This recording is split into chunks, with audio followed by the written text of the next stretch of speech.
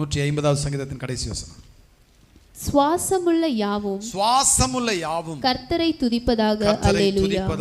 அல்லேலூயா அல்லேலூயா. பாருங்க, சுவாசமுள்ள எல்லாம் கர்த்தரை துதிக்கணுமா. இன்னைக்கு ஆக்சிஜனுக்காக எல்லாரும் என்ன செய்றாங்க? பணம் இருக்கு. நேற்று ராத்திரி திருச்சியில் அப்போலோ மருத்துவமனையில் போய் ஒருத்தர் பார்க்கறதுக்காக போயிருக்கோம். பல லட்ச ரூபா பணம் இருக்கு, பெட் இல்லை, அவரை படுக்க வைக்கிறதுக்கு படுக்க இல்லை, ஆக்சிஜன் இல்லை, ஒரு கிலோவுக்கு இவ்வளவு விலை அப்படின்னு சொல்லி அந்த ஆக்சிஜனை சுவாசிப்பதற்குரிய அந்த சுவாசத்தை விலைக்கு வாங்கக்கூடிய ஒரு தேசத்தில் இருக்கிறோம். ஆனால் உங்களுக்கு எனக்கும் ஆண்டவர் என்ன கொடுத்துருக்கிறார் சொல்லுங்க? நல்ல சுவாசத்தை கொடுத்திருக்கிறார். வேதம் சொல்லுகிறது, சுவாசமுள்ள யாவும் கர்த்தரை துதிப்பதாக.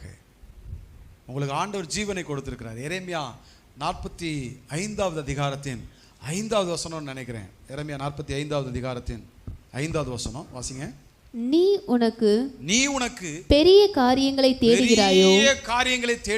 தேடாதே. இதோ மாம்சமான யாவர் மேலும் தீங்கை வர பண்ணுகிறேன் என்று. கவனமா கேளுங்க. நீ உனக்கு என்ன செய்யற? வசனம் எப்படி ஆரம்பிக்குது? நீ உனக்கு பெரிய காரியங்களை தேடுகிறாய்.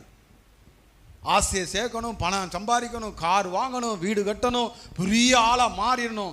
ஏசுநாத் வந்தோடனே ஜீபூம்பா மந்திரம் மாதிரி என்ன நடக்கணும்? அற்புதம் நடக்கணும். பெரிய காரியங்களை தேடுகிறாயோ?